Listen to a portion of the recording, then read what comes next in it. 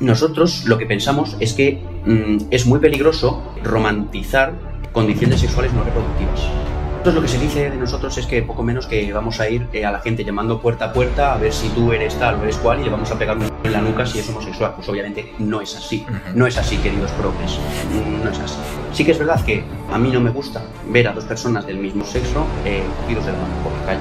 Y no quiero que mis hijos tengan que ver eso y tengan que normalizar eso. Decir que lo que hace el Partido Socialista es socialismo me parece que es un insulto a gente realmente socialista. Ya está bien con lo de Cataluña, que venimos así desde el año 2017, que se ha dado un golpe de Estado, que hay más unionistas que independentistas en Cataluña, coño. ¿Quieren ir a un referéndum si saben que lo van a perder?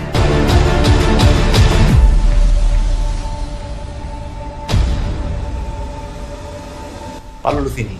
¿Qué tal, Rubén? ¿Qué tal? ¿Cómo estás? Pues muy bien, muy agradecido por haberme invitado a participar en tu podcast y espero que para la audiencia también pueda ser productivo y que lleguemos a conclusiones satisfactorias para todos. Bueno, eso seguro. Yo utilizo siempre, Pablo, la primera pregunta para que el invitado aproveche para presentarse al público y decir un poco quién es y a qué se dedica. Así que, Pablo, todo tuyo. Bien, bueno, pues yo soy Pablo Lucini. Yo, me gradué en Ciencias Políticas aquí en la Universidad Carlos III de Madrid. Actualmente ya me he incorporado al mercado laboral y estoy compaginando mi trabajo con la presidencia de la delegación de democracia del Partido Nacionalista Español, Democracia Nacional, en Madrid. Fíjate, te quería preguntar un poco por eso, ¿no? Tú participas, militas en Democracia Nacional y a mí hay una cosa que me resulta curioso. Siendo Democracia Nacional un partido conservador, yo creo que no, un partido de la derecha, ¿no? Al que tú dices que Vox ha copiado el discurso, me sorprende que se identifique tanto con la democracia, porque hay otros partidos más a la derecha de Vox o en un espectro político cercanos a Vox que no son tan representados con la idea de la democracia. Por ejemplo, Falange no se ve representada con la democracia.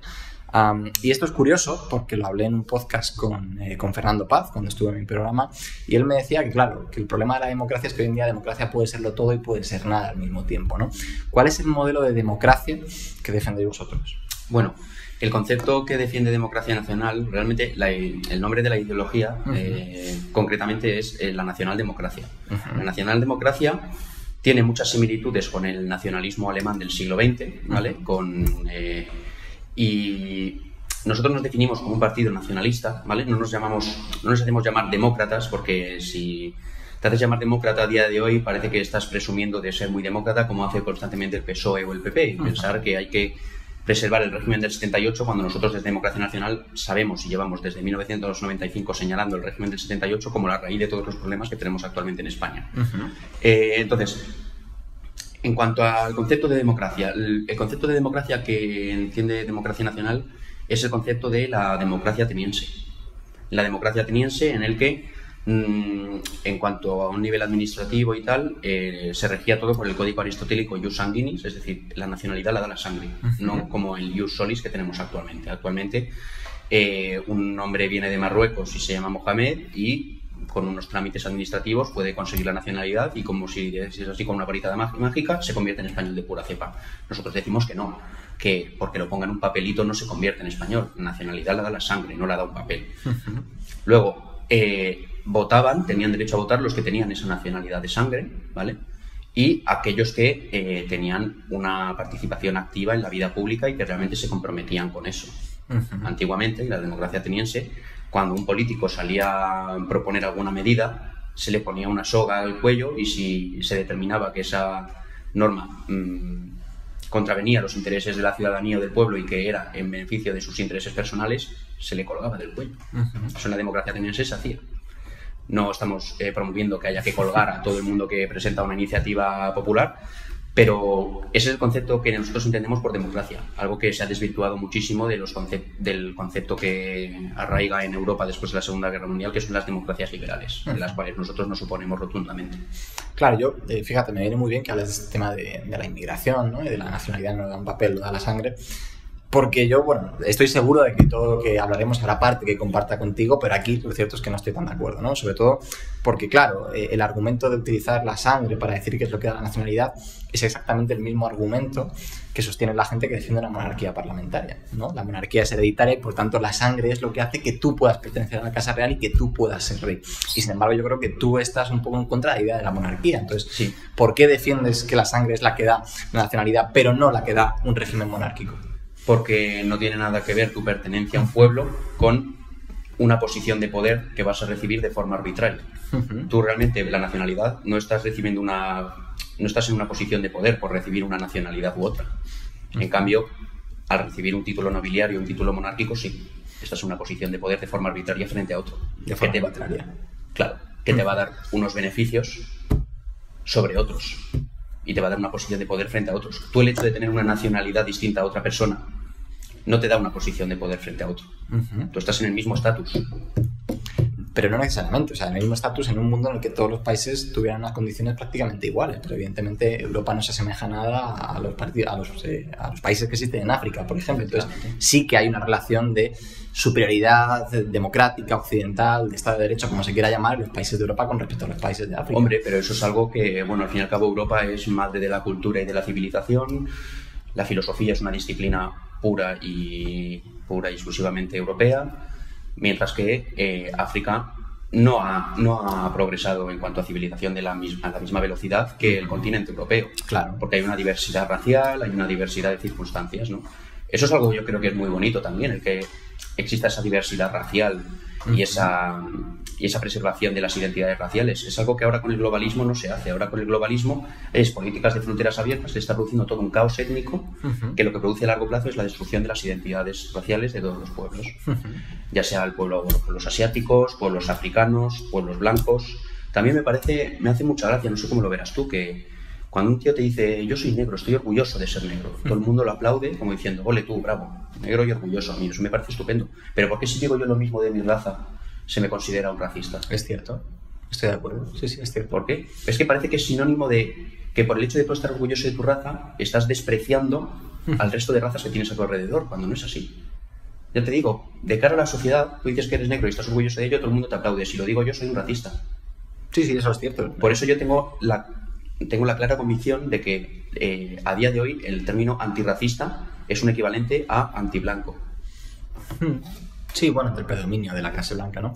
Claro, pero el problema es que si se admite realmente que África efectivamente está en condiciones de inferioridad materiales, económicas, sociales con respecto a Europa, entonces la nacionalidad sí que influye para tener una posición de prevalencia con respecto a una persona que es africana.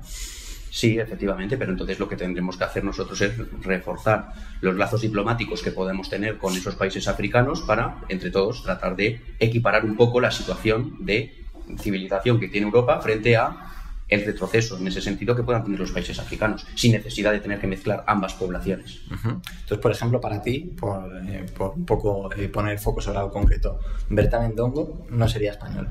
No lo es, pero él lo dice. Vale. Es algo que dice él. A mí me parece que yo le conozco, de hecho me invitó a un programa suyo hace poco, un abrazo desde aquí, Bertrand, y le he visto encerrar muchas veces y tengo muy buena relación con él. Y él sabe mi opinión con respecto al concepto que tengo de las razas, que difiere mucho del que puede tener él. Él dice pero él mismo lo reconoció en muchas entrevistas. Dice, yo soy negro, yo no soy español, pero vivo en España y me gusta España y estoy orgulloso de España y de la tierra que me lo ha dado todo. Eso yo creo que a día de hoy tampoco pasa. Que la gente que viene de otros países creo que es muy desagradecida.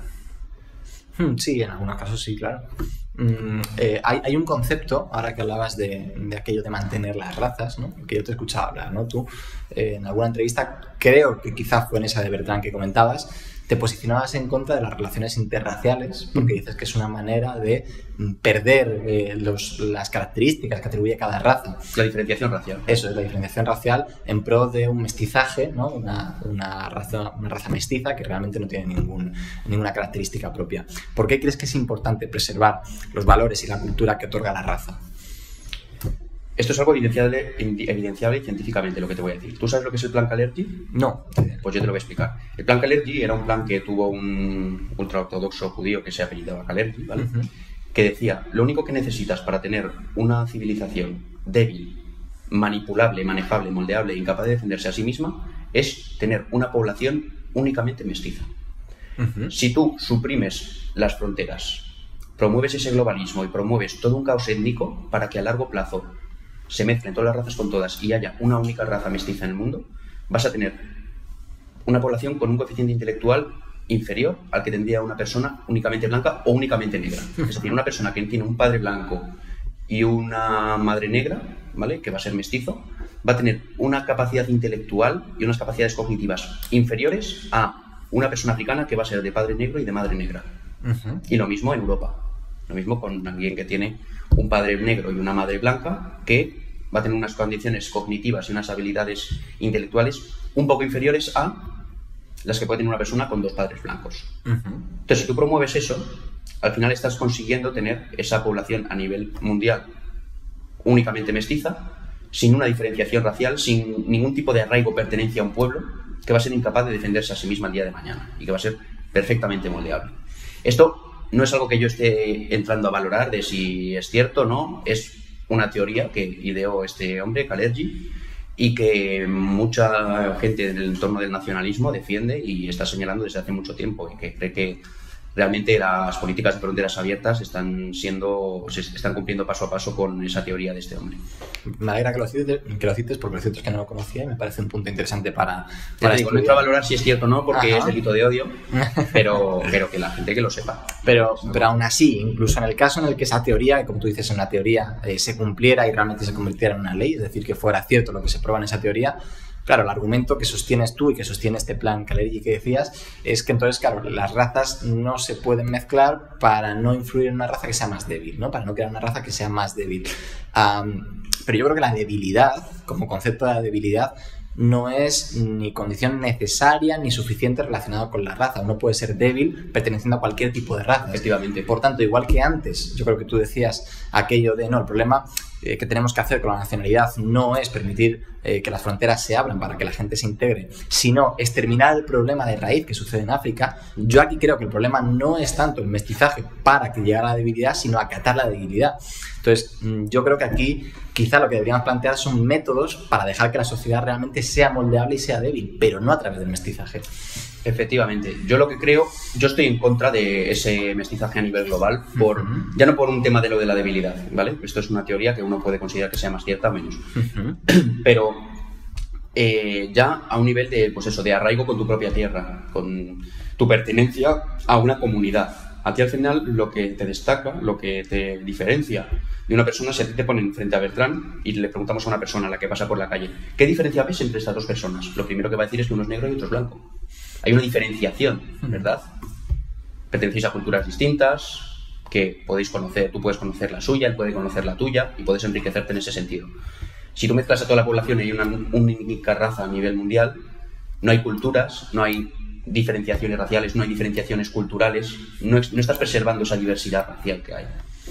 Creo que eso es un problema a largo plazo y que es algo que con el multiculturalismo se va a ver muy claramente, además de que en lugares como Barcelona ya 8 de cada 10 delitos los cometen extranjeros. Esto no es porque lo diga yo que soy muy racista, es que estos son datos de la consejería.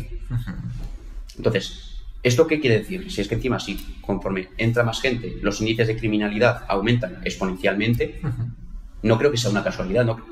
Es decir, hay una correlación causal en todo esto, ¿vale? El progresismo lo que te viene a decir es que no, es que como los españoles también delinquen, que bueno, que ellos también pueden delinquir. Digo, pues no, la diferencia es que los españoles no los tenemos que quedar.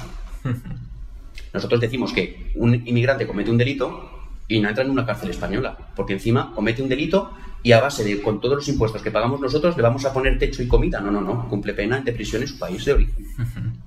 Sí, hay un dato muy relevante que destacó Vox de un informe que hizo el INE, que era que un 10 o un 12% de la población que es inmigrante cometía un 33% de los delitos. Claro, es un porcentaje muy significativo porque si realmente fuera cierto aquello que dice el progresismo de no, los delitos no están relacionados con la raza, el porcentaje sería de 1 a 1. Un 10% cometería un 10% de los delitos. Efectivamente, pero es que sí que está relacionado. Claro, el argumento, cuando yo esto lo he debatido con personas que no compran este argumento, lo que ellos utilizan es que correlación no implica causalidad. Ellos dicen que matemáticamente se ha demostrado en muchos estudios totalmente distintos. Son enemigos de las matemáticas completamente, me he dado cuenta. Es como, vamos a ver, esto no es que lo diga yo porque soy muy racista, es que estos son datos, es que esto lo ofrece el Instituto Nacional de Estadística, el Centro de Investigaciones Sociológicas, fuentes que yo como estudiante de ciencias políticas he tenido que manejar muy asiduamente. Pero ellos dicen que no, que es porque que debe ser que los números son fascistas también, porque es el mantra. O sea, para un progresista tú eres fascista también. Por el hecho de estar entrevistándome a mí eres un malvado fascista. Por supuesto. O sea, hemos llegado a un punto de delirio que afecta a al más puro sentido común y sobre todo a las estadísticas. Dentro de nada vamos a tener que poner las estadísticas que a ellos les dé la gana para no ofender a los progres de siempre. Sí, bueno, de hecho, ahora que lo dices, el otro día lo hice público en Twitter, o sea que ya lo puedo decir, desde que entrevisté a los 2 diputados de Vox, exdiputados de Vox, y a Eduardo García Serrano y a Fernando Paz, me cancelaron 3 entrevistas, 2 de 2 miembros del Partido Socialista y una diputada de Sumar. En botellas. Casualmente. Entonces, bueno, pero bueno, por seguir profundizando un poco en tema el concepto de la tolerancia que tienen algunos. Sí, claro, ¿no? Y la libertad de expresión. El espíritu crítico, claro, sí. Efectivamente, sí, bueno, en fin, así funciona, ¿no? La gente de ciertas ideologías. Por seguir profundizando un poco en el tema de la raza, ¿no? ¿Tú crees que la raza está relacionada no solamente con los índices de delictividad, sino también con otro tipo de cualidades? Es decir, ¿tú crees que una persona negra puede tener mejores cualidades que los blancos en ciertos sentidos o que los blancos pueden tener mejores cualidades que los negros? Por supuesto. A nivel deportivo, por ejemplo. Tú, si te fijas, tú las maratones o las carreras de 41 kilómetros, las maratones populares de Madrid, de Boston, tal, los 10 primeros son siempre los típicos keniatas, senegaleses. Son un auténtico portento físico. Tú les ves físicamente y parece que están creados a imagen y semejanza del creador. Y tienen un portento físico, físicamente hablando, en cuanto a nivel deportivo, que es asombroso. Nos dan 1000 vueltas. Y a nivel intelectual, no te pido una evidencia empírica, te pido una opinión, ¿eh? ¿Tú crees que hay alguna raza que predomine intelectualmente sobre otra? Yo creo que hay razas que predominan sobre otras, efectivamente, a nivel intelectual, a nivel de civilización, a nivel de pensamiento, a nivel de conocimiento, a nivel de filosofía. Creo que el continente europeo prevalece y tiene unas habilidades un poco superiores a otras, que por ejemplo no están tan desarrolladas en ese sentido. El continente africano, en cuanto deportivamente, como te digo, le da 1000 vueltas a cualquier otra raza que exista en el planeta. A los asiáticos a nivel de desarrollo tecnológico, informático, etcétera, nos dan 1000 vueltas a los blancos. Que yo diga esto quiere decir que sea un supremacista de los asiáticos con respecto a los blancos. No, simplemente hay unas razas que tienen unas virtudes y unos defectos. Igual que mi raza tiene unas virtudes y también puede tener otros defectos. Y no estoy despreciando por ello al resto de razas. Cada raza tiene sus virtudes y sus defectos y tiene unas cualidades que prevalecen sobre otras. Pero mira, dejando a un lado el tema de las razas, hay otro concepto que tú has tratado en tus entrevistas que me parece muy interesante, que es el concepto de la familia tradicional, ¿no? La familia tradicional, que está ligado en parte a la religión, que también han defendido varios partidos políticos, por ejemplo Vox, ¿no? Que habla de la familia tradicional. Por introducir un poco este tema, ¿cuál es tu concepto de lo que es la familia tradicional? Esto yo lo hablé con Bertrand y a mí me dio la sensación de que yo estaba debatiendo con un progre, con un podemita. Porque yo por familia tradicional entiendo, bueno, creo que yo siempre he sido fiel defensor de la familia tradicional como pilar básico de toda sociedad occidental, ¿vale? Entonces yo creo que una cosa que pone en entredicho a día de hoy el concepto de familia tradicional es, para empezar, el hecho de romantizar conductas, condiciones sexuales no reproductivas. Creo que pone mucho en entredicho ese concepto de familia tradicional, igual que fomentar políticas que promueven el invierno demográfico que estamos sufriendo ahora mismo en Europa, como es el caso de el aborto, la eutanasia, etcétera, ¿no? Yo creo que eso son cosas que contribuyen a ese deterioro de la familia tradicional tal y como la conocemos, ¿no? Una familia tradicional es un cabeza de familia, que puede ser el padre, que va a ser el padre, que es el que antes era pues el guerrero, ¿no? ¿Puede ser la mujer, la cabeza de familia?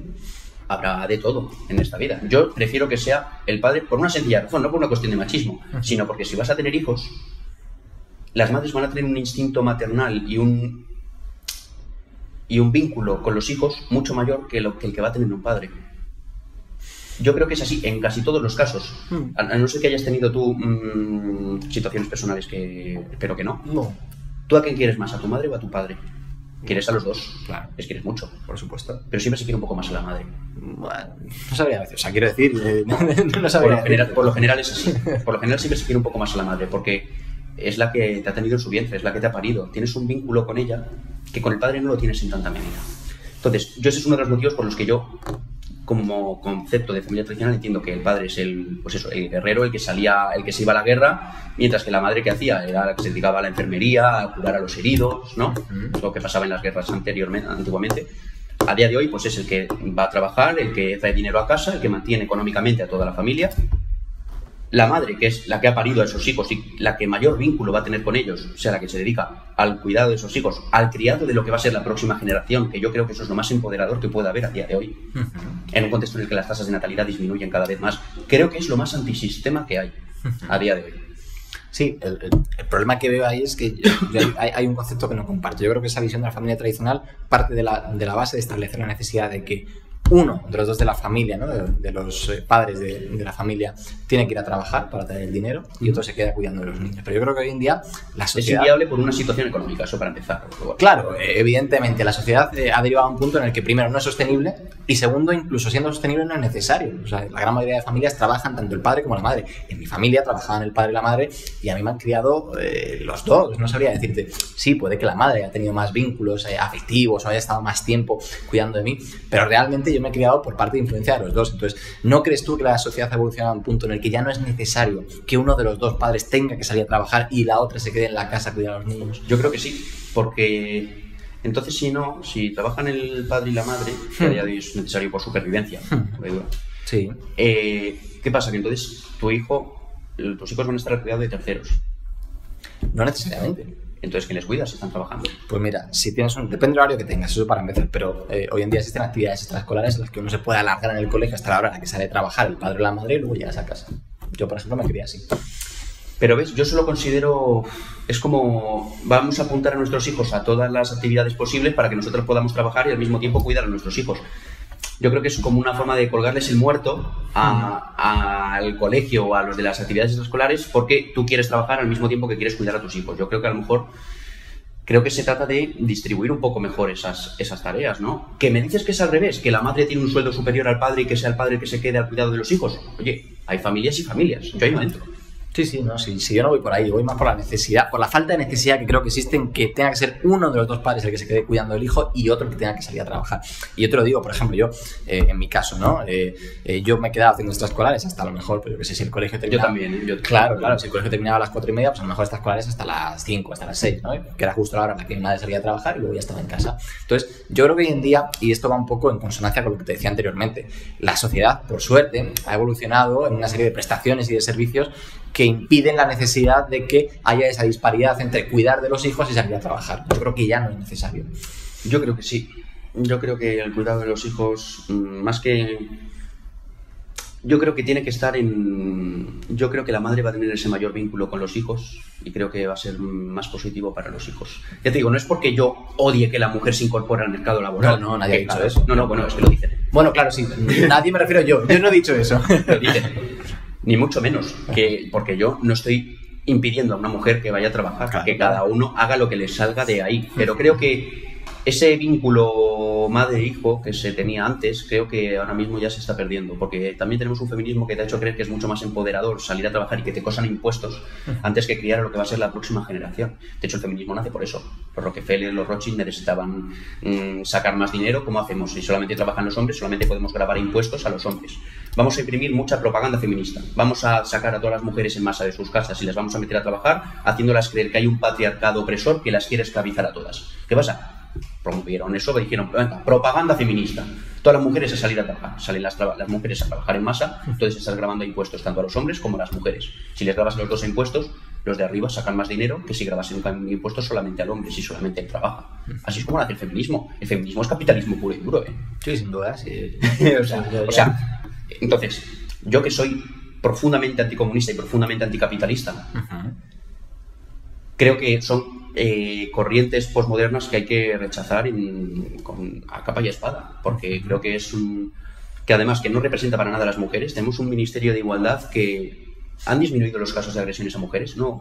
Han aumentado. Entonces, ¿esto qué quiere decir? Que 20 millones o 20.000 millones de euros de nuestros impuestos se han tirado a la basura. Se han tirado a la basura. Lo único que se ha conseguido es fomentar la guerra de sexos. Es lo único que se ha conseguido. Para eso solamente tienes que ver los requisitos para acceder al Cuerpo Nacional de Policía, por ejemplo. Ahora mismo las mujeres tienen unas pruebas más fáciles que las que tienen los hombres, pero luego, una vez que han accedido al puesto, van a tener el mismo salario hombres y mujeres. O sea, les has dado más facilidades a las mujeres para entrar al Cuerpo Nacional de Policía que las que ha tenido que pasar un hombre, para luego cobrar lo mismo que un hombre que ha tenido que pasar unas pruebas más duras. Eso es discriminar al hombre. Es que a día de hoy se discrimina al hombre. Y eso es un solo ejemplo de muchos que te podría poner de cara a la justicia. La presunción de inocencia para un hombre se la han cargado. Porque a ti una mujer, porque quiere joderte, te denuncia, te dice que la has maltratado y tú te pasas una noche en el calabozo, siendo verdad o sea mentira. Da igual, pero la noche en el calabozo te la comes. Si tú denuncias a una mujer por lo mismo, lo más seguro es que la policía se ría de ti. Sí, sí, es cierto. Ahí estoy de acuerdo. Pero claro, sobre lo que has dicho, dos cuestiones. Hay un argumento que es muy curioso ver cómo se tergiversa desde parte de la izquierda, que es el que tú decías de 20.000 millones de euros tirados a la basura por el Ministerio de Igualdad, ¿no? Porque no han disminuido los solamente casos. En igualdad, luego en muchas otras cosas también. Sí, pero en el de igualdad, ¿no? 20.000 millones de euros. Claro, el problema es que esto lo puede argumentar una persona que se siente identificada con las corrientes progresistas para decir, no, mira, es que si 20.000 millones de euros no han servido para reducir los casos, entonces hay que gastar más. Hay que gastar más, pero es que entonces estás gastando más en seguir tirándolos a la basura, es lo que no se enteran ellos, ¿no? Vamos a ver, yo cuando nos dicen muchas veces que la izquierda es profundamente sentimentalista, juega con los sentimientos de su electorado. Entonces, eso es un mecanismo muy fuerte, que tiene mucha fuerza a día de hoy. Porque te hacen creer que si tú dices esto, que niegas que haya casos de violencia contra las mujeres y dices, no tenéis corazón porque estáis fomentando y os parece bien que haya violencia contra las mujeres. Vamos a ver, nosotros siempre decimos que cuando un hombre mata a una mujer, para empezar, que un hombre que mata a una mujer no es un hombre ni es nada, eso para empezar. Pero cuando un hombre mata a una mujer, se ha cometido un asesinato. De la misma manera que cuando una mujer mata a un hombre, se está cometiendo un asesinato. Y creo que todos los asesinatos hay que condenarlos por igual y darles la misma visibilidad. Y no darle visibilidad solamente a las agresiones a mujeres para tener un rédito económico, que es lo que ha hecho la izquierda y lo que ha sabido aprovechar muy bien la izquierda. Porque en ese sentido han sido muy listos, porque han sabido jugar muy bien con los sentimientos de las mujeres. Entonces yo creo que muchas veces hay que actuar guiándose, no puedes actuar únicamente guiándote por la razón, porque te equivocarías. No puedes actuar únicamente guiado por el corazón, porque también te vas a equivocar. Creo que hay que saber utilizar ambas, y la fe. Pero eso ya a criterio de cada uno. Yo soy una persona católica practicante, entonces yo también trato de compaginar la razón, el corazón y la fe, ¿no? Pero creo que con eso y con muchas otras cosas, yo creo que ahora mismo decir que lo que hace el Partido Socialista es socialismo me parece que es un insulto a gente realmente socialista. Te digo lo que entiendo yo por socialismo. Sí. Mira, el socialismo como yo lo concibo, ¿vale? Como una iniciativa nacionalista, un Estado social nacional europeo, es un Estado que promueve la igualdad de oportunidades, mientras que lo que hace el socialismo actualmente, el socialismo internacionalista progre, es promover la igualdad de resultados. Es decir, lo que están promoviendo es la igualdad al final, mientras lo que para mí sería un Estado social nacional europeo es promover la igualdad al principio, que es la igualdad de oportunidades. La equidad, ¿no? Eso es. Tú no puedes promover la igualdad de resultados porque estás siendo tremendamente injusto. ¿Por qué? Porque no todos los trabajadores van a producir lo mismo con su trabajo. Entonces, sería totalmente injusto. No todos producimos lo mismo, por tanto no puede haber igualdad de resultados. Tiene que haber igualdad de oportunidades. Eso es lo que entiendo yo por un Estado social nacional europeo. ¿Qué entiendo yo también por un Estado social nacional europeo? Yo por socialismo entiendo un sistema que permite al obrero llegar a cualquier estamento de la sociedad que se proponga con su trabajo. Es lo que yo entiendo por socialismo. ¿Tú crees que pasa eso a día de hoy? Tú empiezas como empleado en una empresa y te tiras toda tu vida de contratos sin ascender y cobrando lo mismo en la mayoría de ocasiones. ¿Dónde está el socialismo? Claro, sí, has abierto muchos melones muy interesantes, pero por ir cerrando alguno de ellos. Sí. Primero, por cerrar el tema de la familia tradicional, a mí me surge la duda de qué papel tiene dentro de tu concepción de familia tradicional la homosexualidad. Y no te pregunto aquí, cuidado, porque esto hay que matizarlo, es importante, no te pregunto por el colectivo LGTB, porque para mí el colectivo LGTB es una prostitución ideológica de lo que realmente es la homosexualidad. Sí. ¿Qué opinión tienes tú de la homosexualidad como tal? No del colectivo LGTB ni de las políticas públicas encaminadas a fomentar. Vale. Nosotros lo que se dice de nosotros es que poco menos que vamos a ir a la gente llamando puerta a puerta a ver si tú eres tal o eres cual y le vamos a pegar en la nuca si es homosexual. Pues obviamente no es así. No es así, queridos progres. No es así. Os gustaría, porque de esa manera podríais arremeter contra nosotros con un poco de veracidad, pero no es así. Nosotros lo que pensamos es que es muy peligroso romantizar condiciones sexuales no reproductivas. Creo que es peligroso. Y creo que tenemos que tener en cuenta que, por ejemplo, el origen del SIDA, ¿cuál es? Aparte de la heroína. Bueno, sí. Entonces, yo creo que es peligroso y que no se debería romantizar condiciones sexuales no reproductivas. Que cada uno en su casa haga lo que quiera. Que cada uno en su casa haga lo que quiera. Y eso yo para decir que es lo que tiene que hacer cada uno, ¿no? Sí, claro. Entonces, no se va a perseguir a nadie por su condición o por su tal. Sí que es verdad que yo, por ejemplo, a mí no me gusta ver a dos personas del mismo sexo cogidos de la mano por la calle. Y no quiero que mis hijos tengan que ver eso y tengan que normalizar eso, porque creo que lo normal es la unión entre un hombre y una mujer. Es que decir esto a día de hoy, tú dices esto y es ser un monstruo. Sobre esto que comentabas, Pablo, yo aquí sí que voy a hacer un matiz, ¿no? Has utilizado dos conceptos que pueden parecer muy similares, pero que creo que tienen una diferencia clara, ¿no? Que es normalizar y romantizar. Normalizar, yo creo que no es necesario ni normalizar ni anormalizar la homosexualidad, porque es algo normal hoy en día. Y no solamente, pero te hago un matiz, y no solamente porque, o sea, no por ninguna convicción política ni por ningún vínculo que yo tenga al colectivo LGTBI, que desde luego no existe. Yo creo que es la propia historia la que nos ha demostrado que la homosexualidad es normal. Hasta el punto de que ha habido un montón de artistas, de personajes célebres, de personajes que han tenido gran relevancia en la historia, que han sido homosexuales y se ha demostrado empíricamente que lo son luego. Entonces, yo creo que es algo que lleva existiendo desde el inicio de los tiempos, que se ha querido ocultar durante mucho tiempo, pero que se ha visto que no es necesariamente un problema. Por eso es normal. Pero que lleve tanto tiempo existiendo no quiere decir que sea normal. Porque tú lo normal es lo normal, lo común. Claro, pero esto es... Pero aquí hay decir que no es normal no quiere decir que se esté promoviendo el odio contra ello. Ojo. No, yo no voy por ahí, ¿eh? Ya es lo que dicen, te digo, quiero decir, para dejarlo claro, ¿vale? Sí, haces bien. Yo no odio a nadie, eso para empezar, porque la gente dice que sí, que odiamos a todos los que no son blancos, con ojos azules y rubios, se dice que les odiamos a todos. No es así, ¿vale? Porque no es así. Y creo que cualquier persona que se acerca a nosotros con dos dedos de frente sabe que no es así. Pero yo creo que sí, ha existido toda la vida, pero ¿es lo normal? Yo creo que no. Por ejemplo, la prostitución es la profesión más antigua del planeta. Las meretrices ya pululaban por Judea. ¿Eso quiere decir que sea una profesión normal? Es decir, que la gente desempeñe en su día a día, que tú vas preguntando por la vida y dices, yo soy prostituta. ¿A qué no? Pero porque ahí yo creo que confundes el concepto de normal con habitual. Algo habitual es algo estadísticamente probable, algo que sucede. ¿Qué es más habitual que encontrarse una persona heterosexual? ¿Pero qué es normal? Que pueda existir. No, pero que existir existe, claro. Claro, por eso es normal encontrarte a alguien que sea homosexual. Si no, según el concepto que tú manejas de normalidad o anormalidad, entonces sería anormal encontrarte a una persona que fuera homosexual, pero hoy en día no es anormal, es poco probable o menos probable que encontrarte a alguien. Pero es que yo creo que es menos probable porque es menos normal. O sea, normal es lo que establece la norma, ¿vale? Lo que por norma general se da a día de hoy. ¿Por qué se da por norma general? Bueno, yo en mi caso, porque Dios nos creó a su imagen y semejanza y nos creó para poder reproducirnos y poder perpetuar la especie humana. ¿Qué pasa? Que tú te sales de eso, te estás saliendo de esas normas espirituales, bueno, las normas de Dios, ¿vale?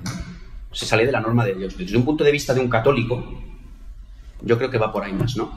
Desde el punto de vista de una persona católica, practicante, creyente, sí que es algo que se sale de lo normal. No por ello quiere decir que odies a esas personas. Un homosexual, si se domina, puede llegar a ser santo en el cristianismo, ¿eh? O sea, que no es promover el odio hacia nadie, no. Ni que nosotros vayamos a llevar a cabo aquí la Santa Inquisición como si fuese... Porque no es así. Pero simplemente creemos que no hay que dar visibilidad a cosas que el día de mañana pues pueden confundir a los niños a día de hoy. A día de hoy están jugando con la inocencia de los niños para tratar de meterles todas esas condiciones sexuales no reproductivas hasta con calzador a los niños. Y cuando dices lo de un homosexual si se domina puede ser santo, ¿qué es si se domina? ¿Qué implicaciones tendría para ti, Si domina sus vicios y sus pasiones carnales. Vale. O sea, que desde tu posición, ¿no? Trato de entender esto desde el punto de vista del cristianismo. Eso, desde tu posición cristiana, tú concibes la visión de la homosexualidad como un pecado, ¿no? Como un vicio. vamos, no es que lo conciba yo, es que lo dice el cristianismo. Luego puedo tener una percepción, ¿no?, de eso. Obviamente es un pecado, claro, porque estás obrando en contra para lo que Dios te creó, ¿no?, que es para reproducirte y tener una unión con una persona de un género distinto. Pero al margen de eso, ¿vale?, teniendo en cuenta que al margen de eso hay gente homosexual, hay gente heterosexual, yo creo que lo normal y lo común, que vale, lo normal no es lo común, eso tampoco es verdad, pero yo creo que lo normal, ¿vale?, es tú cuando vas por la calle, lo normal es encontrarte a gente heterosexual, y de entre 100 personas heterosexuales te vas a encontrar a 2 homosexuales, efectivamente. Claro. Es más habitual y yo creo que es lo normal. Pero esa es claro, ahí es donde tú y yo podemos diferir, en que yo creo que distingo la normalidad de la habitualidad y tú lo llevas de la mano, estableces una relación de causalidad. Yo creo que sí. Bueno, pues ahí están los puntos de vista, ¿no? Y luego ya cada uno decida libremente. Luego ya podríamos entrar en un debate de muchas horas, lo típico de decir de cosas que pueden ser, que son poco habituales, pero que son normales también. Yo creo que no hay. Yo creo que sí que va de la mano, ¿no? No siempre. Yo creo que, a ver, habrá casos y casos, ¿no?, como en todo. Pero yo en este caso lo veo bastante claro. Y ya te digo, yo por esto no estoy promoviendo el odio hacia nadie. Vamos a ver, todos en nuestra vida, todos, aunque no lo sepamos, conocemos y convivimos día a día con gente que es homosexual. Claro. Y que es homosexual, o que incluso que es homosexual, pero no lo dice. También, sí. Que hay muchísimos casos. Yo por eso voy a considerar a otra persona menos o más. Vamos a ver, para empezar, a mí no me cuentes lo que haces tú con tu vida sexual. No me interesa. No me interesa. Por supuesto. Yo lo normal es que yo voy a deducir que tú eres heterosexual, porque para mí es lo normal. Sí. ¿Vale? De tu concepto, sí. Claro. Que luego tú resulta que se te moja la canoa, como se suele decir, pues dices, pues oye, vale. En tu casa haz lo que quieras. Yo es lo que he dicho siempre. No vamos a perseguir a nadie con una escopeta a ver si tú te acuestas con tal o te acuestas con cual. Que no funciona así, que no es así. Sería ridículo, además. Obviamente. Pues con esto dejamos aparcado este tema. Antes hemos mencionado el feminismo, hemos hablado un poco de ello. Y hay un punto sobre algo que decías antes, que llevo todo este tiempo intentando acordarme para sacártelo ahora, porque creo que es interesante, que es aquello que decías tú de que te resulta más empoderador que una mujer pueda criar a sus hijos, que es la futura generación, que convencerla de que tiene que salir a trabajar para luego grabarle impuestos, etcétera, ¿no? Tú no crees, y esto lo digo, quiero matizar también, desde una postura de alguien que no se ha identificado con el feminismo actual. Yo no me veo en absoluto identificado con el feminismo actual, creo que está llevando por derroteros que no llevan a ningún sitio más que al ridículo absurdo. Pero, al margen de mi posición, ¿tú no crees que realmente el feminismo lo que promueve no es tanto el hecho de infundir a la mujer la idea de que tiene que trabajar, sino dejar claro que la mujer es libre para decidir si quiere salir a trabajar o quiere quedarse en casa cuidando a sus hijos? Pero es que la mujer ya era libre de decidir eso mucho antes de que existiese el feminismo. ¿En qué época lo ubicarías tú esa libertad en la que la mujer empieza a poder introducirse en el mercado laboral? Yo conozco muchas mujeres que en la época de Franco ya trabajaban. Vale. No, lo que pasa es que no era lo normal. No, pero en la época de Franco, ahí ya empiezan a existir las primeras feministas en Estados Unidos que hablan de feminismo. Sí, pero te hablo a nivel nacional, vale. A nivel España. Te digo España porque es el país donde yo me he criado y el contexto político en el que nos movemos actualmente, ¿vale? Mi abuela, por ejemplo, ha sido muy feliz y ella decidió por voluntad propia quedarse en casa dedicándose al cuidado de los hijos. Tuvo 5, mientras que mi abuelo se dedicaba a la notaría, que llevaba el dinero a casa.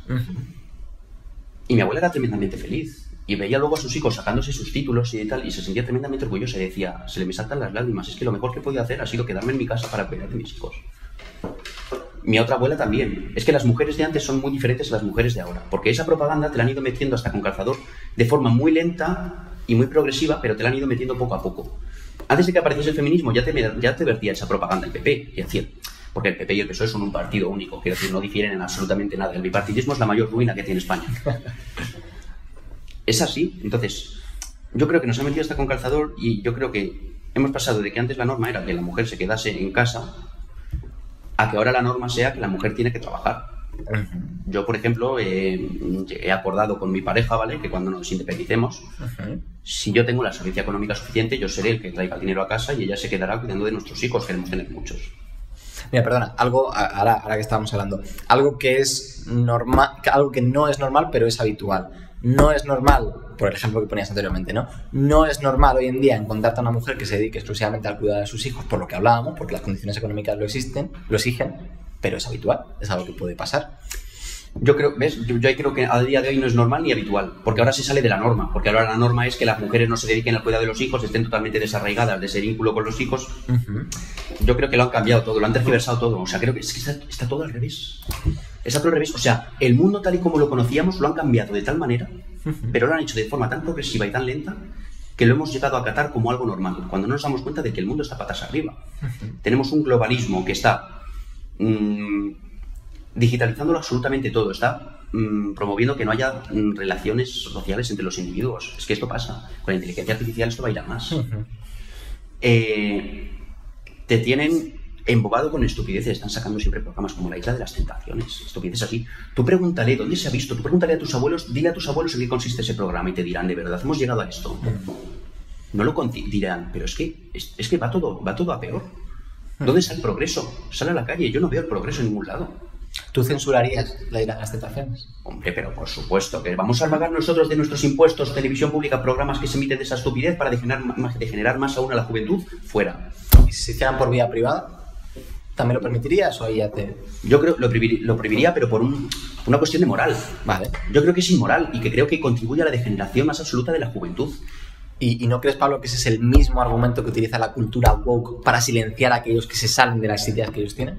No, porque yo creo que antes eso no existía y no por ello había gente que se quejase de que no había un programa de La Isla de las Tentaciones con la que su hijo pudiese estar embobado las 24 horas. Es que si tú, para empezar, si das de forma pública esa propaganda, luego al final la pones privada solamente, pero la gente la va a seguir consumiendo, porque al final a la gente ya la has embobado con esas estupideces. Claro, sí, o sea, yo tampoco consumo las tentaciones. No te digo que haya que poner solamente la 1 y la 2 y misas entre CTV. No te estoy hablando de eso, porque la gente se piensa que decimos eso. No. Pero, vamos a ver. Creo que la televisión se tiene que emitir, para empezar, publicidad neutral. O sea, ahora mismo el periodismo es un panfleto de izquierdas en su máximo esplendor. En todo. Bueno, pero no solo de izquierdas. No, vamos a ver, ¿qué medios tienes tú de derechas? Telemadrid y qué más. A ver, Antena 3 siempre se ha catalogado como más de derechas que de izquierdas, por ejemplo. Tienes la 1, 4, la Sexta. Bueno, pero hablando, por ejemplo, pero fíjate, es muy curioso como, por ejemplo, sin embargo, en las redes sociales tienen mucha más repercusión los partidos de derecha que la izquierda. Esto es una realidad. Claro, pero ¿por qué? Pero tú pregúntate por qué. Porque la gente está muy harta. Entonces, como la gente está tan harta de la izquierda, ¿qué pasa? Que al final tienen más repercusión mediática gente que se sale de esa norma izquierdista y que propone otras alternativas. Creo que es lógico. Pero en medios de prensa igual. En medios de prensa tradicional yo veo paridad entre diarios de izquierdas y diarios de derechas, ¿eh? Yo no.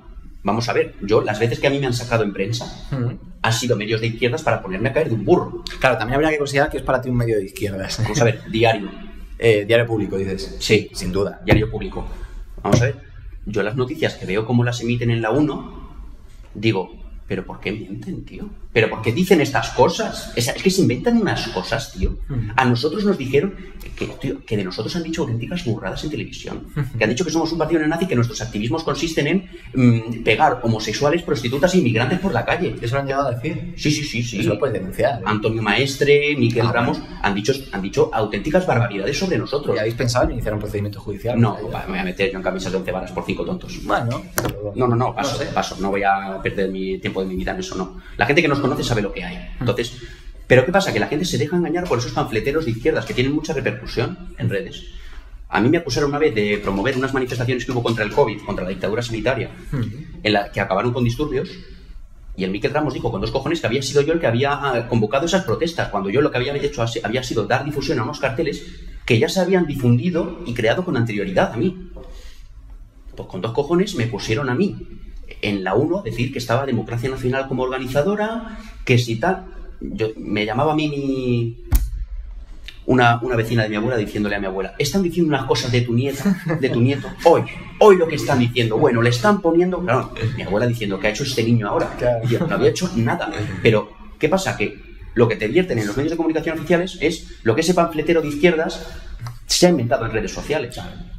Pues, entonces, creo que la politización de la prensa, creo que es un crimen que tienen que pagar la gente que está haciendo esto. ¿Por qué? Porque si tú miras todo el dinero público con el que financia el PSOE los medios de comunicación oficiales actualmente, ¿eso qué quiere decir? Que los medios de comunicación oficiales se llaman PSOE. Es que el país, el país lleva una línea claramente gubernamental. Sin duda. Es que yo son medios que en mi vida me dejaría me podía haber informado por eso, porque es que no me están informando, me están desinformando, me están lanzando el discurso que le conviene al gobierno de turno. Y el día de mañana, si es el PP, van a lanzarme el discurso que le interesa al PP de turno. Ya está. Entonces, creo que los medios de comunicación no se tienen que subvencionar con dinero público, ¿vale?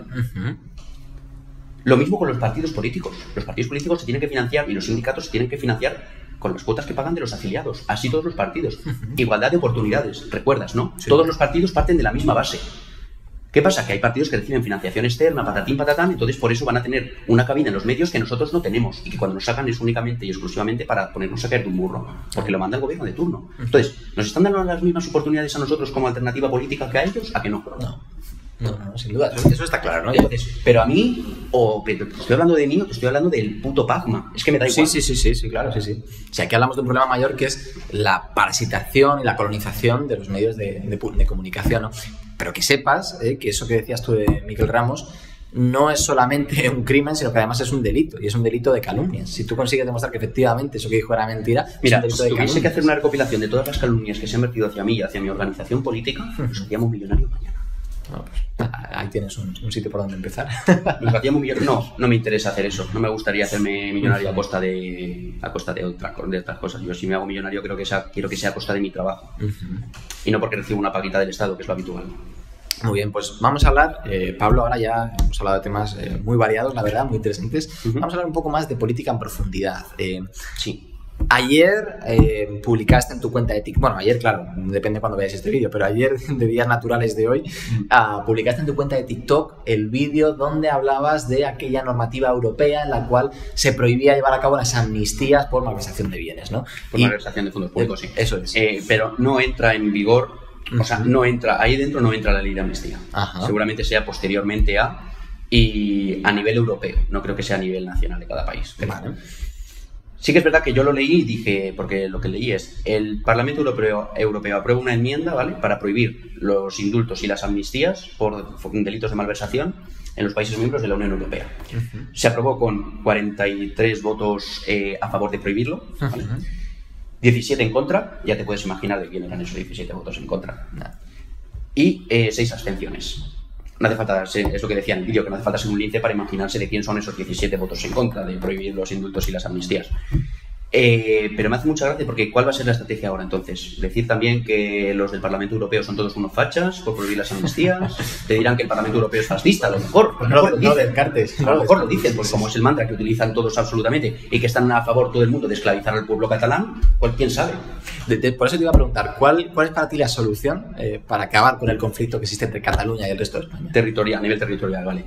Disolución de las autonomías ya. Vale. Centralización del poder, disolución de los parlamentos autonómicos. En el caso de Cataluña, disolución de los Mossos de Escuadra como cuerpo y los policías que sean leales a España y a la unidad nacional, incorporarlos a la Guardia Civil. Intervención de TV3 y demás panfletos catalanistas. Encarcelación de Torra y la gente dice, decretar el artículo 155. Bueno, yo creo que eso no te va a servir de nada. Yo creo que tienes un artículo que es mucho más eficaz, que es el artículo 6. Las Fuerzas Armadas tienen el deber... El 8, ¿no? El 8 creo que es. 8, 6, sí. El 8. Las Fuerzas Armadas tienen el deber de preservar la integridad territorial y la soberanía nacional. Eso es algo que tendría que haber pasado hace mucho tiempo, Pero es que además tienes los motivos para hacerlo. Es que te están dando los motivos suficientes como para que el ejército haya entrado en juego en Cataluña. Esto es algo que tendría que haber pasado hace mucho. Si haces lo contrario, lo que haces es que, al final, si les das los instrumentos para romper España, acabarán rompiéndola. Entonces, lo que nosotros decimos es que hay que quitarles esos instrumentos. Sí, pero aquí hay una teoría constitucional, yo creo, que impide la aplicación de ese artículo. Tú sabes, Pablo, que es un artículo de la Constitución, ya. No ser inconstitucional. No digo que sea inconstitucional. Claro, tú sabes, Pablo, que en primer lugar, tú has estudiado Derecho Constitucional, entiendo por tu carrera, has tenido conocimiento de ello, has tenido que padecer o no padecer, si te gusta. No, me gustó esa asignatura, me gustó. A mí también, lo cierto, lo tengo que decir. Pero sabes que efectivamente no todos los artículos de la Constitución tienen el mismo valor, porque hay artículos que están especialmente protegidos y hay artículos que no están especialmente protegidos. Los artículos del núcleo duro de la Constitución, los derechos fundamentales y libertades públicas, están especialmente protegidas por la propia Constitución, en los mecanismos de reforma.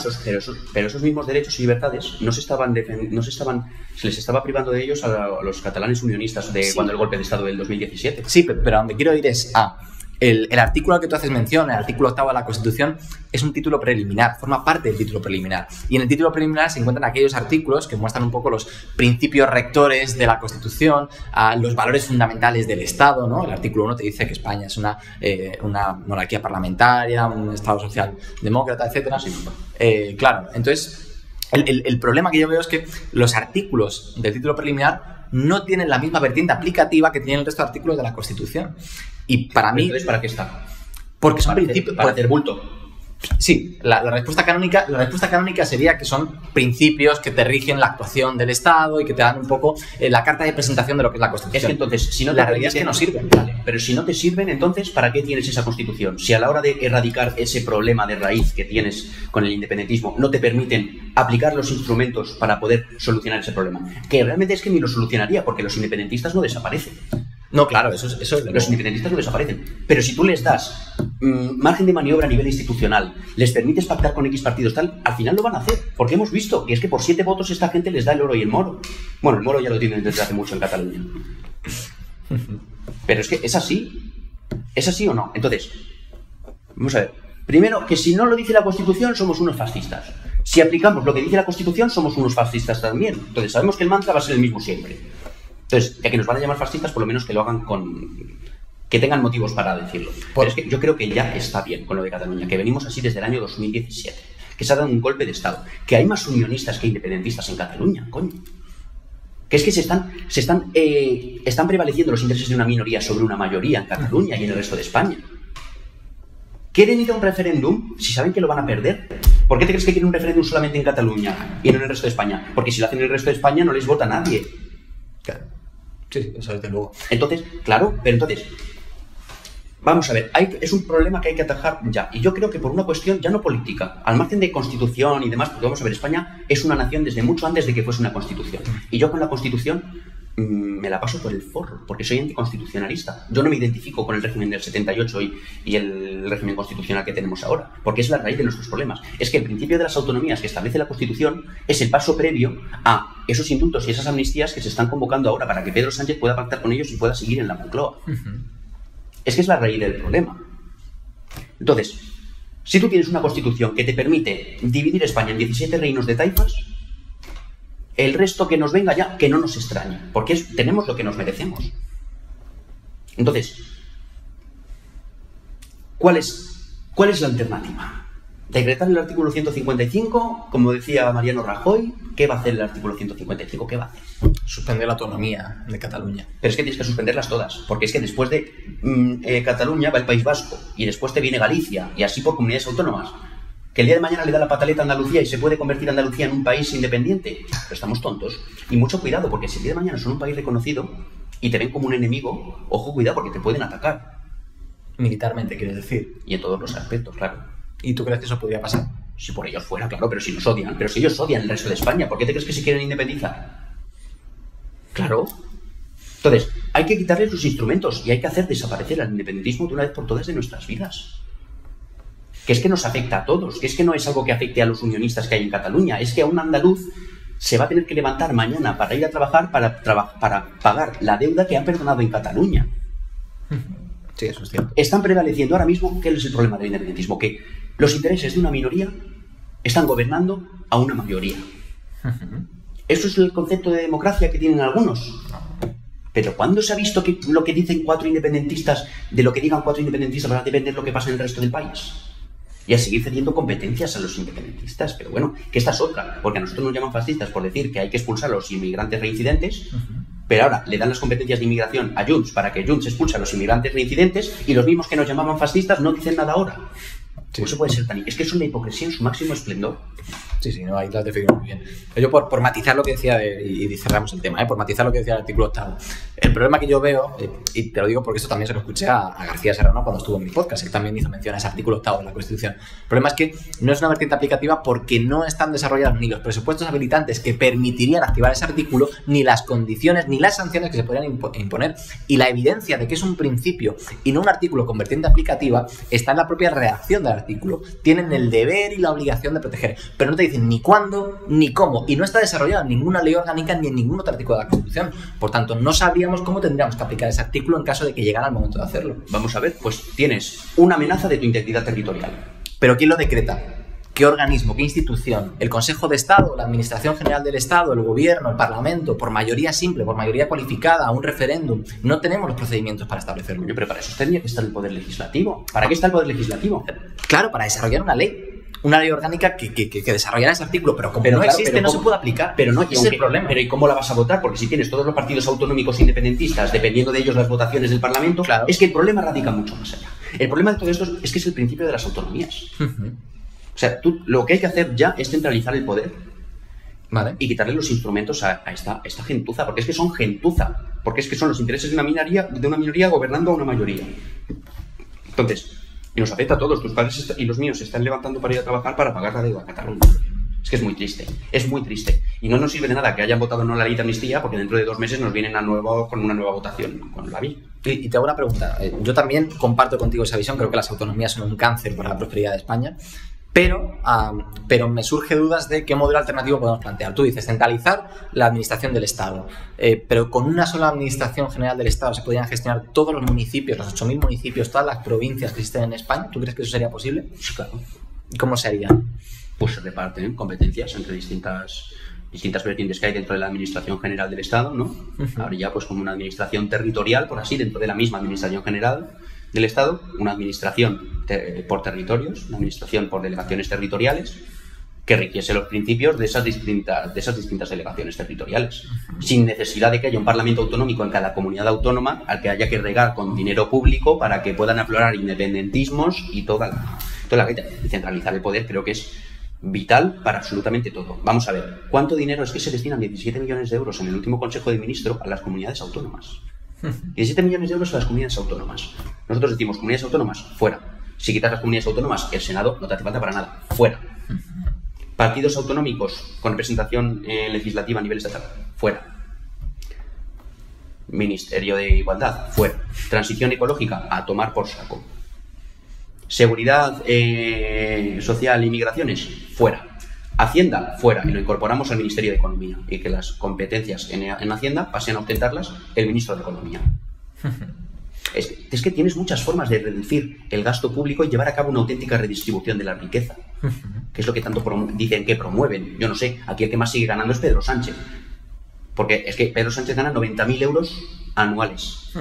Y hay que tener en cuenta, porque están siempre diciendo de que hay que luchar contra la evasión fiscal, el 40% del patrimonio de los políticos no tributa.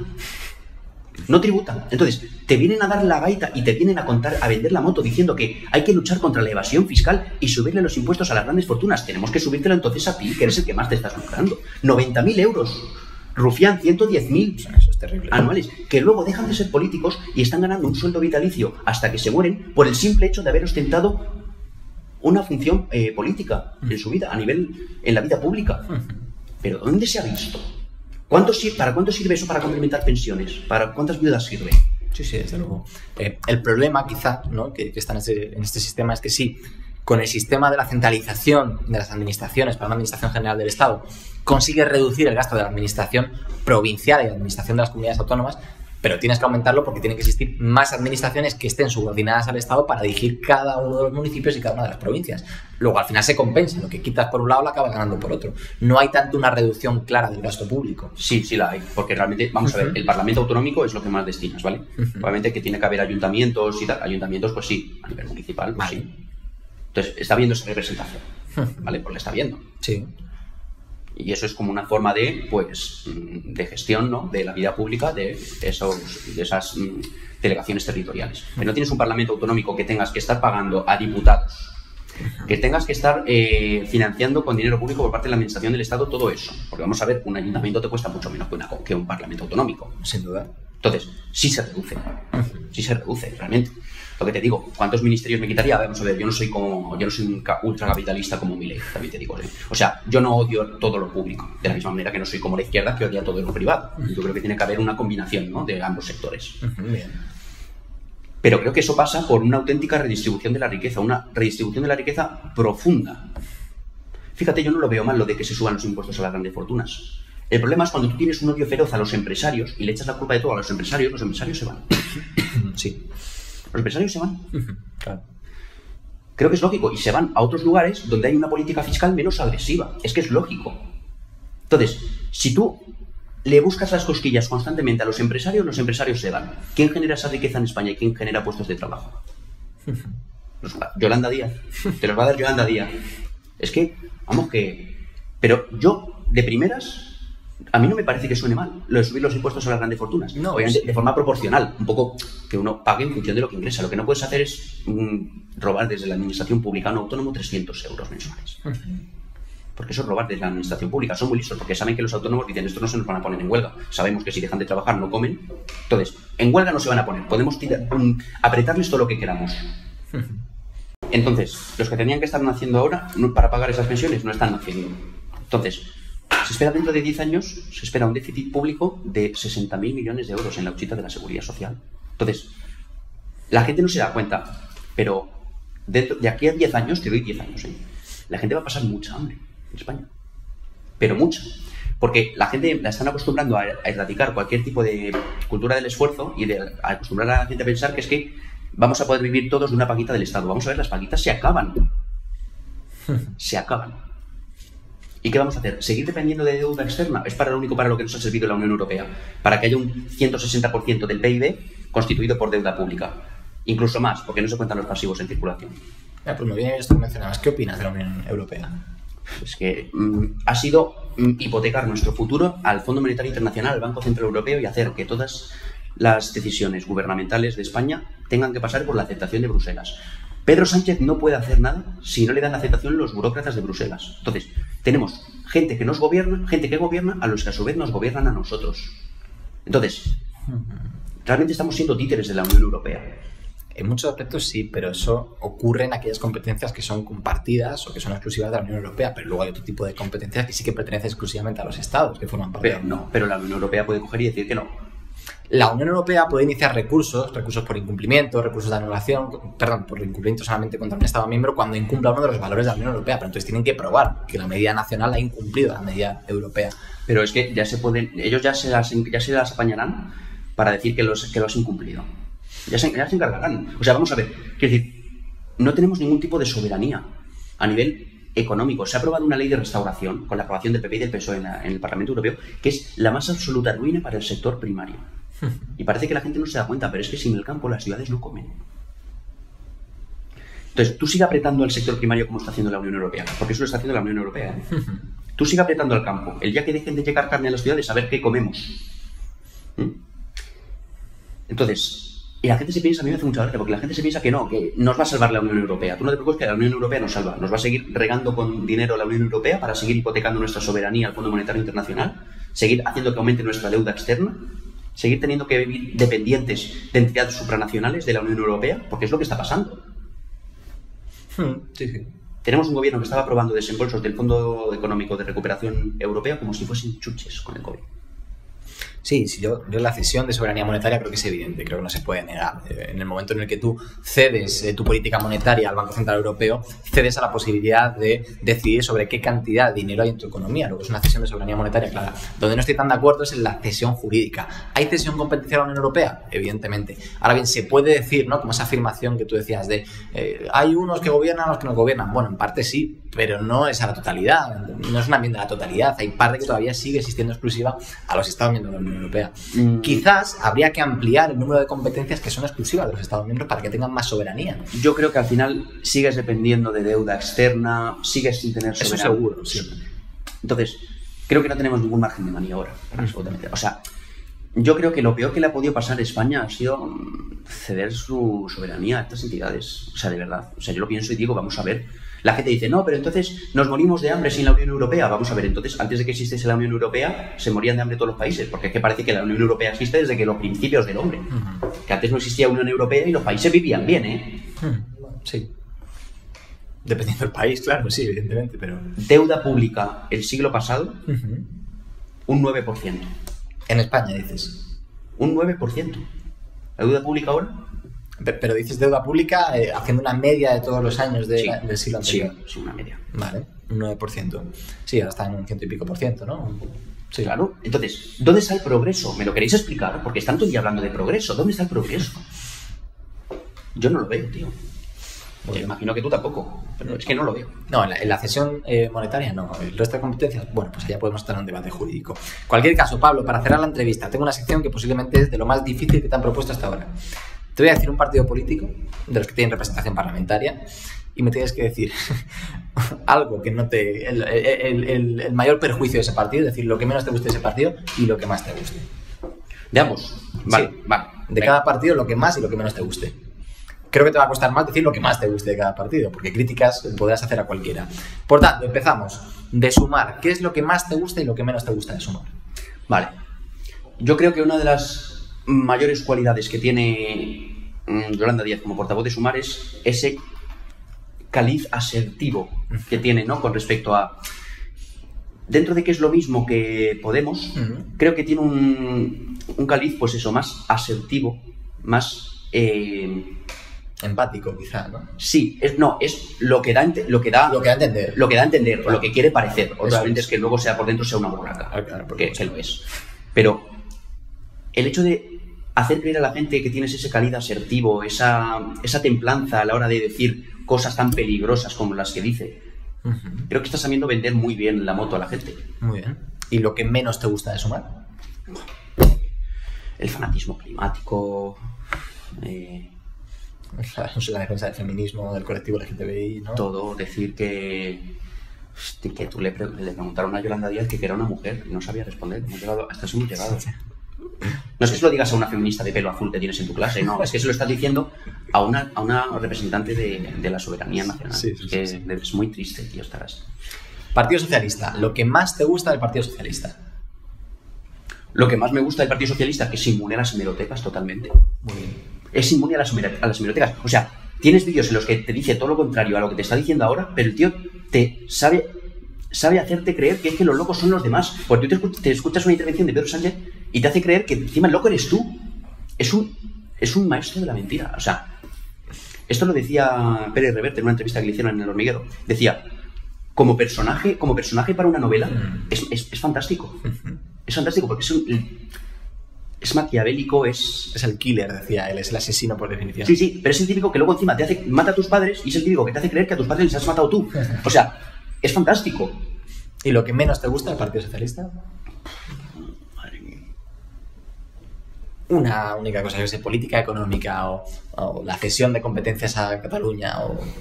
Mira, que te han vendido que es PSOE cuando se ha demostrado desde hace mucho tiempo que no es ni socialista, ni obrero, ni español. Entonces, es que es anti-español profundamente. Partido Popular. ¿Qué más te gusta del Partido Popular? Se complica aquí. Lo que más me gusta del Partido Popular. Que no sabría nada. Ahora es mala época para defender al Partido Popular, ¿eh? No, es que no hay nada. Te dejo primero que digas si quieres lo que menos te gusta y te vas pensando alguna virtud. Vale, lo que menos me gusta, que se han convertido en la muletilla del PSOE. Entonces, un partido único. Ya desde hace mucho tiempo el bipartidismo es una ruina para España, pero porque gobiernan unos y las cosas están mal, gobiernan los otros y la cosa sigue igual de mal. Por tanto, algo falla ahí. Entonces, hasta que no salgamos de esa dicotomía, yo creo que lo tenemos muy crudo. ¿Qué es lo que más me gusta? Mira, te doy tiempo para pensar. Yo, si tuviera que decir una virtud del Partido Comunista, iba a decir, Partido Popular, sería la gran publicidad con la que han envuelto al Partido Popular en Madrid tradicionalmente. Es decir, todos los líderes de la Comunidad de Madrid. A nivel de marketing. Eso es, marketing político que han hecho con Isabel Díaz Ayuso es brutal. Sí, la han convertido como en una musa de la derecha. Sí, en un icono pop.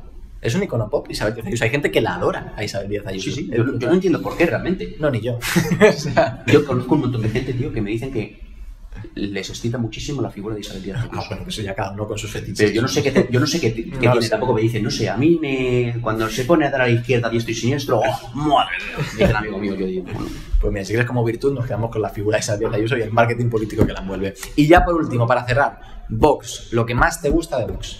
están haciendo unas campañas muy buenas también, a nivel propagandístico. Creo que están sabiendo lanzar un mensaje muy contundente, muy radical, muy frontal, ¿no? De decir, porque antes la izquierda, la derecha es impensable que diga eso porque se cohíbe mucho. Dice, no podemos decir esto porque a lo mejor descontentamos a la izquierda más moderada, ¿no? En cambio, a Vox no tiene mucha más frontalidad a la hora de sacar las campañas que saca. Dentro de que es un partido que ha copiado 100% nuestro discurso y que se ha lucrado a base de constitucionalizar el discurso radical y revolucionario que nosotros llevamos lanzando tanto tiempo. A pesar de eso, yo creo que están sabiendo aprovecharse muy bien de eso, aunque es algo que a nosotros electoralmente nos ha perjudicado muy negativamente, nos ha repercutido muy negativamente. ¿Y lo que menos te gusta de Vox? El sionismo. Esa forma de rendir pleitesía constantemente al Estado de Israel. Es que no lo aguanto. Muy bien, pues Pablo, ha sido un placer, ¿eh? El placer es mío y espero que podamos compartir más debates, que seguro que sí, y poder debatir de muchos otros temas que se hayan quedado en el tintero. Por supuesto. Muchas gracias también a los que nos estáis viendo. Gracias por haber llegado hasta aquí, si lo habéis hecho. Y nos vemos en el próximo programa con más y veremos si mejor. Muchas gracias.